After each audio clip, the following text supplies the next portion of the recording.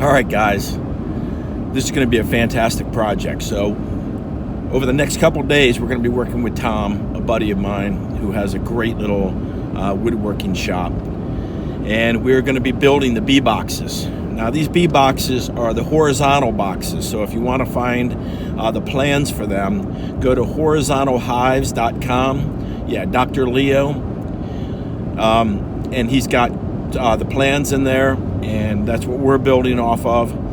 And yeah, so the short about these boxes is they are Layens boxes instead of the Langstroth. These horizontal boxes have a little bit deeper frame that fits in them, and they are designed to build across instead of up. So they'll handle 20 frames. So anyway, yeah, it's super exciting because we're going to get into the bee business. We're just going to build, we're going to build 3 boxes. And the reason we're building 3 boxes, we're only looking to build 2, frankly, but Dr. Leo's plans are basically set to save lumber. As you'll see if you go in there, like the plywood. So he gives you all the cuts and all the dimensions, obviously, and all of those pieces for it to fit together like a puzzle. It's a lot of cutting, and I'm just telling you right now, I'm not going to put you through all the pain of, watching all of those cutting of the plywood boards into the respective components. What we'll do is we'll show you those pieces, but really where we start to do the assembly, that's really where I think the value is as far as watching a video on building the boxes. The other ones are just cuts, Great. I mean, I'm doing it with Tom here primarily because, he's got all the tools and everything. It would take me, this is going to take us 3 solid days. And I'm talking 3 days of like 7-hour days, because it is a lot of cutting and a lot of fabrication in order to put these together. But, hopefully you're doing it just once every, 10 years or X number of years. I'm super excited. I hope you can tell. And I'm really glad to have you guys come along. And you'll see Tom, obviously, and he's a really great guy. And he knows the wood cutting business a lot better than I do. I'm gross motor skills, right? I think you guys know that. Yeah, he's more fine motor skills. Makes beautiful boxes and all of these things. I mean, it's just amazing. Anyway, so maybe you'll get to see some of the things that he's made. Yeah, I'll be able to put them up. Okay, let's get on it, and we will see you in the shop. Okay, guys. Hey, welcome to Tom's shop. I think you're going to love to see this little woodworking shop. It is fantastic, and Tom really is a true craftsman, so I definitely appreciate being able to build the boxes there. Even with all of this equipment, it still took 3 days just to build the frames and the basic structure of the boxes. So it is a fair amount of work. Again, I highlight to you that you want to go on to horizontalhives.com, Dr. Leo Sharashkin, if you're looking, if you're doing research or you're looking to build horizontal hives, okay? These are Layens hives, and then the other option are called vertical hives or Langstroth hives.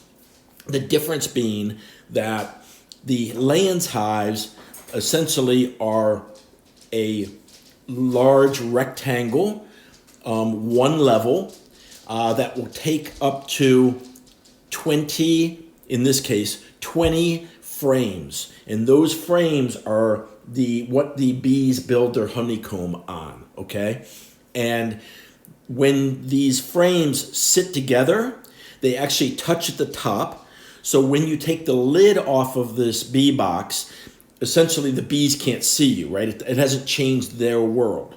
They don't know the top's on there, and they can't get up above the frames. The vertical hives are different boxes that provide the basic structure for the brood hives and the honey that the bees are using to build their community and to feed themselves.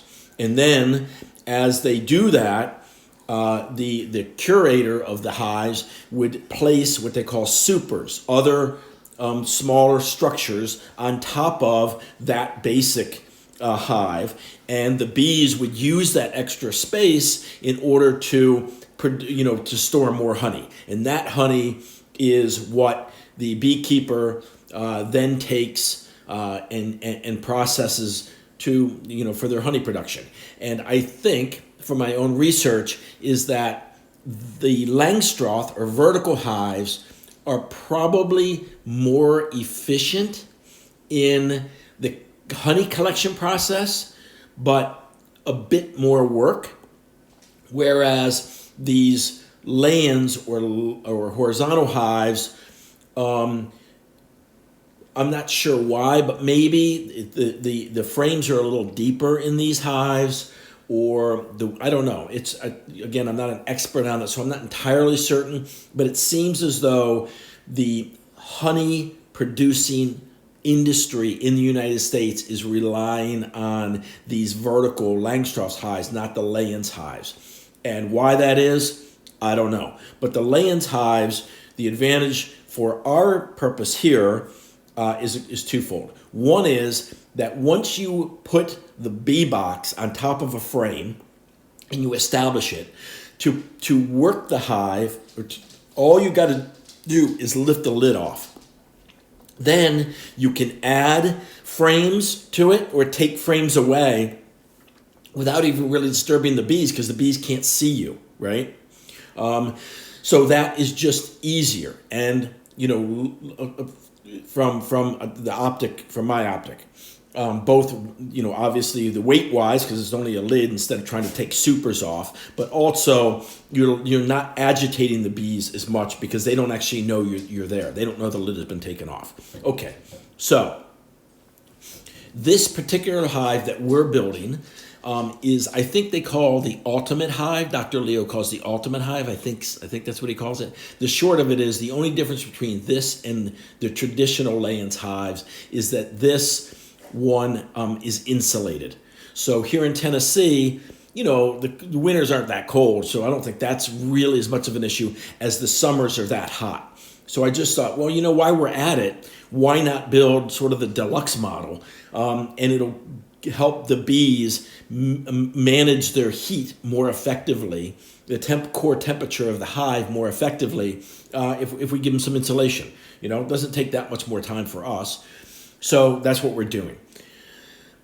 All right, so right now, I had mentioned previously that I wasn't going to show you all the cuts to just produce the individual pieces of plywood and the individual pieces of the frame that we will, of course, assemble together. Right now, we're making just one part of that, and that is we're cutting rabbets. And for those of you who don't know, like me, what the heck a rabbet is a notch that's on the end of a piece of board, and a dado is a notch on the interior of a piece of board. And so, I called them notches the whole time, and Tom's like, okay, you're a knucklehead, which of course is by definition true. Okay, and so that's what we're doing right here. You saw earlier, if you were watching, the pieces were smaller, and now these are and those were the end pieces to the interior portion of the bee box, and now we're doing the length, the long pieces, for the interior structure of the bee box. And the reason I just highlight the fact that there's an interior and an exterior is because there's obviously a gap there. That's what we're going to insulate. So the outside is just sheathing. The interior, you're going to see, we're going to build a frame connected by dados. In other words, you're going to have a long piece and a short piece, right? And they will be dadoed together, and that will create a frame. And then these the plywood pieces will, of course, obviously attach to that to create the box. So it's not. I mean, as far as a concept, it's very simple. As far as an effort, it's significant simply because there's just a lot of cuts. I mean, these are little tiny cuts, but if you don't have the equipment, it does make it a little bit more challenging. So anyway, that's what we're doing right here. We'll skip forward and go to the next piece, and then I'll just sort of try to give you more information and a sort of reality to what it is, the building process, in case you are watching this in order to learn something about the effort put in to build a bee box, and also whether the Layens hive or the Langstroth hive, sort of makes sense for you. So yeah, let's skip forward a little bit, and then we will get back to you. All right.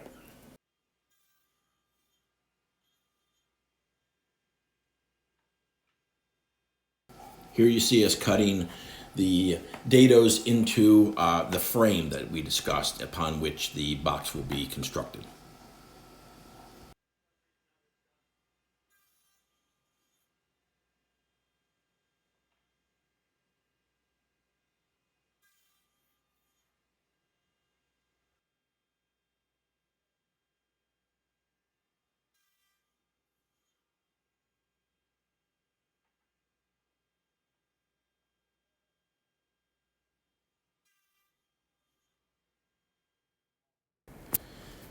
And you will obviously need 6 shorts and 6 long fabricated for the 3 boxes.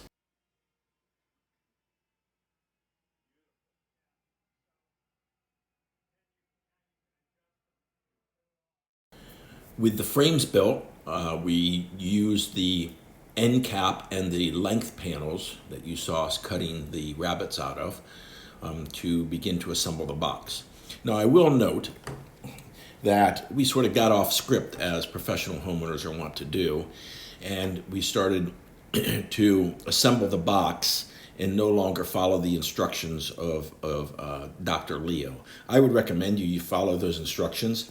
It all gets done in the end, but I think his way is a little bit more efficient than what we ended up doing. But at the end of the day, is you can see how the end and side panels attach to the frame.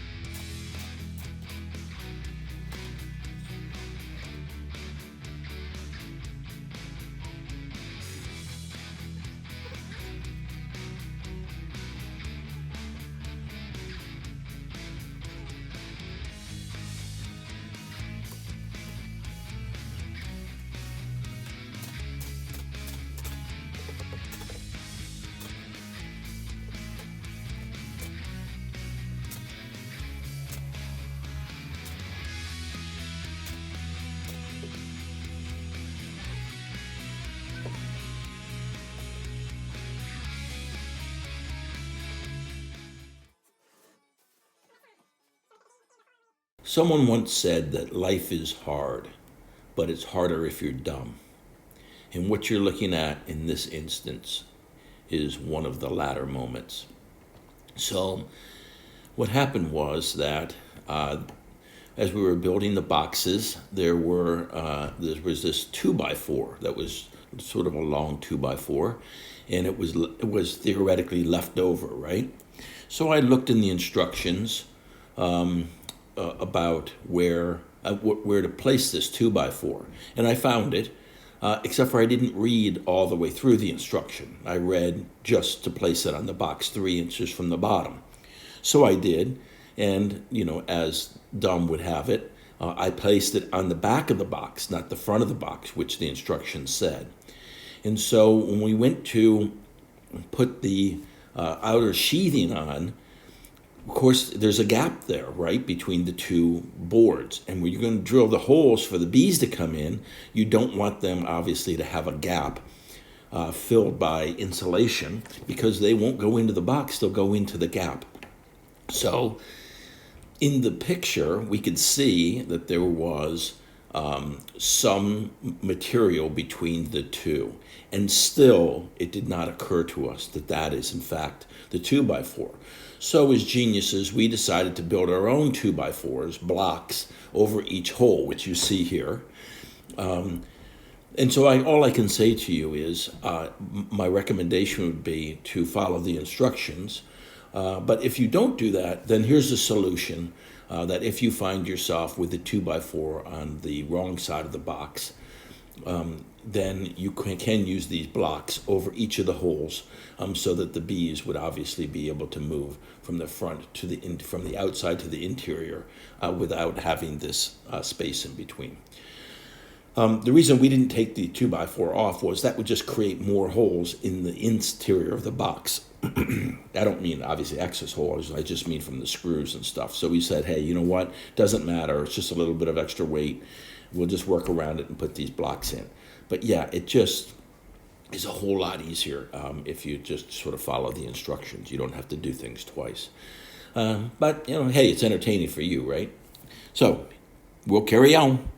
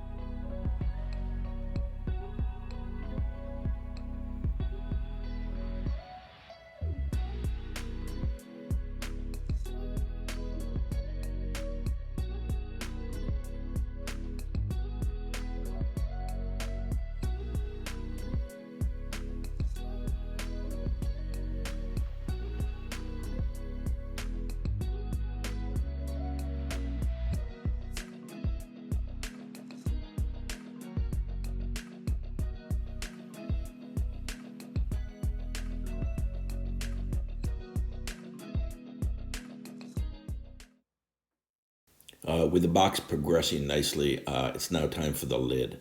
So what you're seeing is us just putting together the framing for the lid.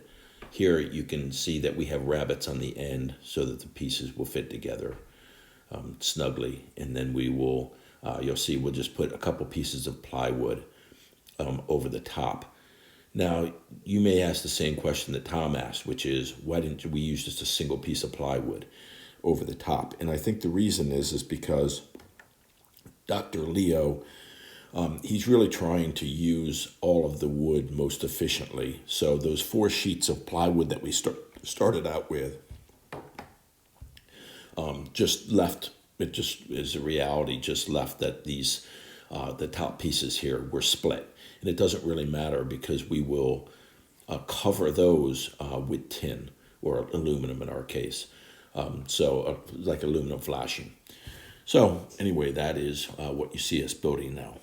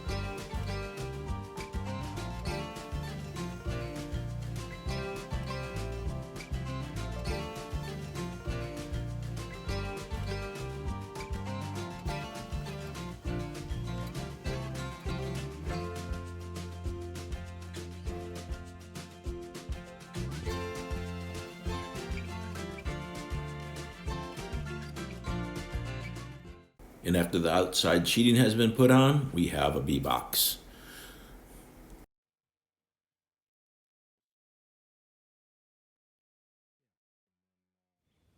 I have to caveat this last shot a little bit simply because when I put out the episode on building the frames for the interior of the hive, I'll show you the completed bee boxes. But for the time being, I cut the one bee box in half and made 2 swarm traps and painted it and put the aluminum over the top. So generally this is kind of what it's going to look like. Now this one, the swarm traps are not insulated, so it'll be a little bit different, but I just wanted to give you sort of a final shot of this for now.